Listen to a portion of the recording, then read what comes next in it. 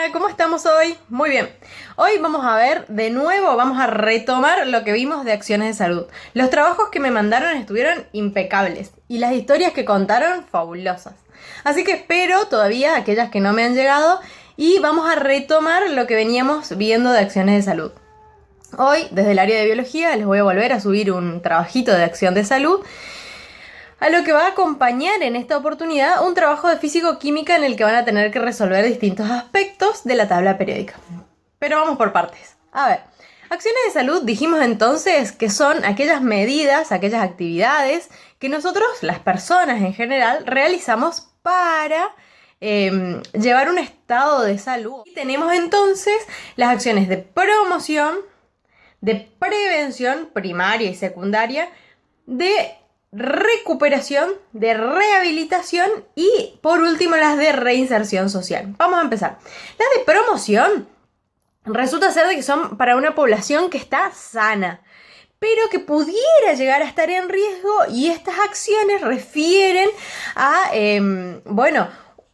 poder prevenir con anticipación alguna enfermedad. Por ejemplo, es cuando te entregan un folleto sobre qué cosas hacer para evitar la propagación del mosquito Aedes aegypti que transmite el dengue.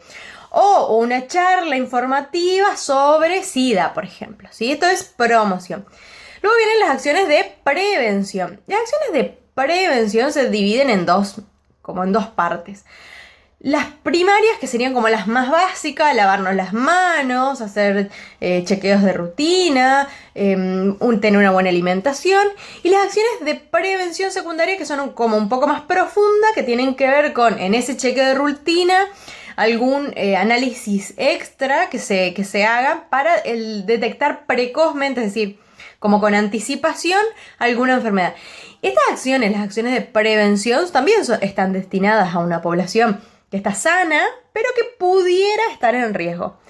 Cuando ya hablamos de acciones de recuperación, estamos hablando de una persona que ya tuvo la enfermedad o que está cursando la enfermedad y que necesita recuperarse, necesita salir de ese estado. Y en ese caso, lo que vamos a hacer es distintas medidas, distintas actividades para poder reincorporar a la persona a un estado de salud, ¿sí? Una vez que pasó la enfermedad, pudiera esta enfermedad o este accidente dejar algún tipo de secuelas que necesitarían algún tipo de rehabilitación, es decir, como restituir aquella función que la persona perdió o que disminuyó su capacidad, digamos. Y por último, si la enfermedad fue muy grave o si el proceso de rehabilitación fue como bastante intenso porque la enfermedad dejó una secuela grande, esta persona va a necesitar todo un proceso en el que va a tener que reinsertarse a la sociedad, o sea, volver a ocupar dentro de la sociedad, dentro de su vida cotidiana, el mismo lugar que ocupaba antes, pero con tal vez una nueva adaptación. Por ejemplo, si una persona tuvo un accidente y en ese accidente, por ejemplo, perdió las piernas, va a necesitar una nueva movilidad, que va a ser en este caso en silla de ruedas, y vamos a suponer que la persona sea profesora, como yo, va a tener que adaptarse a esta nueva situación de tener que dar clases desde una silla de ruedas, que es totalmente, normal, que se puede hacerlo, digamos, pero que va a necesitar algunas adaptaciones, que en cuanto a la movilidad, cada vez que tiene que chequear, por ejemplo, las carpetas de los alumnos, o que tiene que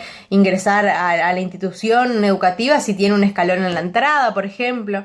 Entonces, todas estas adaptaciones a volver a la vida anterior tienen que ver con la reinserción social, y también tienen que ver con la solidaridad del grupo que rodea a esta persona. Tomando el ejemplo de la profe, sería como que los alumnos y los profes, que son compañeros de esta profesora, se adapten y la hagan sentir bien en esta nueva situación que está viviendo, ¿sí? O sea, también tiene que ver con la solidaridad de una sociedad de incorporar a esta persona. Muy bien, hasta acá la primera parte. Ya seguimos con más. Ahora llega el turno de esta señorita, que también puede ser así, o que también puede estar virtualizada. Es lo mismo. Cuando digo virtualizada, significa que nos bajemos una imagen de internet o que nos encontremos una aplicación bajada de Play Store en la que podamos utilizar, jugar, practicar con la tabla periódica. ¿Y quién es esta señorina? Esta es la tabla, a ver si se lee, tabla periódica de los elementos químicos. Se lee al revés porque la cámara del teléfono la lee al revés.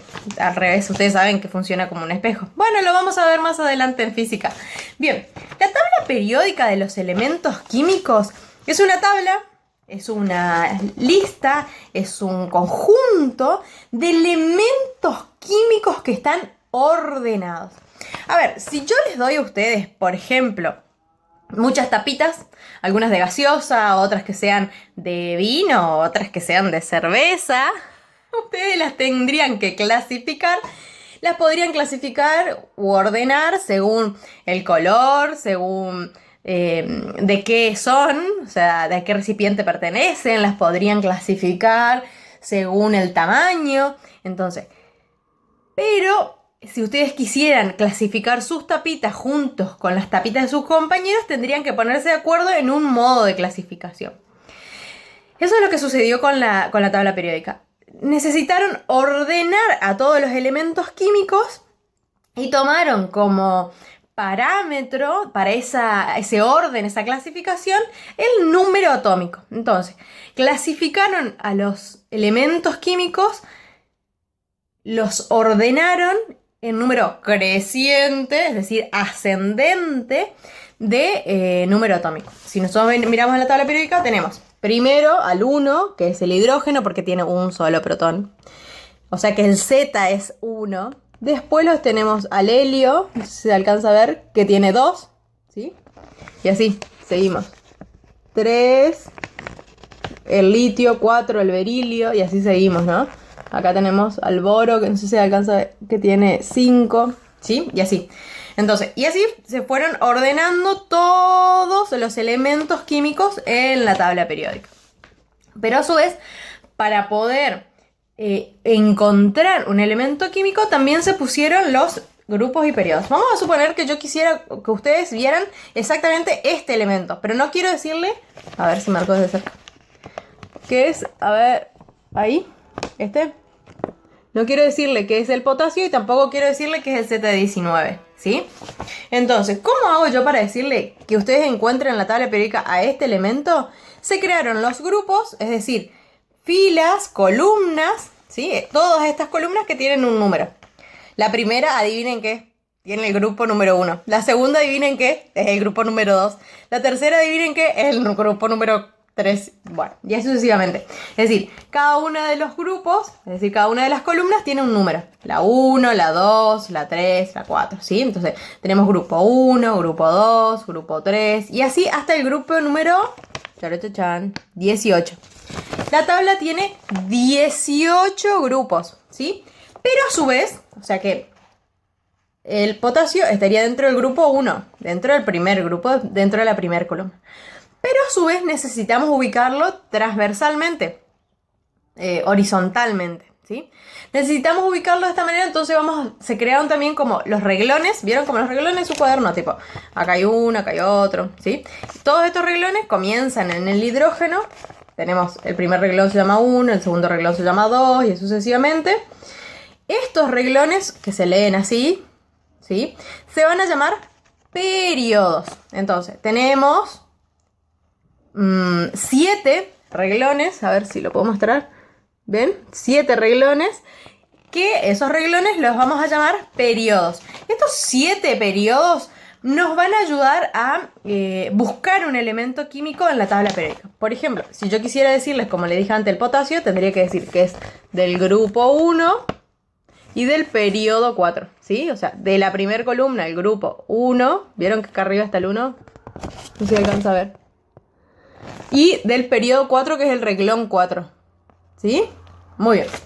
De todos modos, les dejé un video para que puedan ver esto.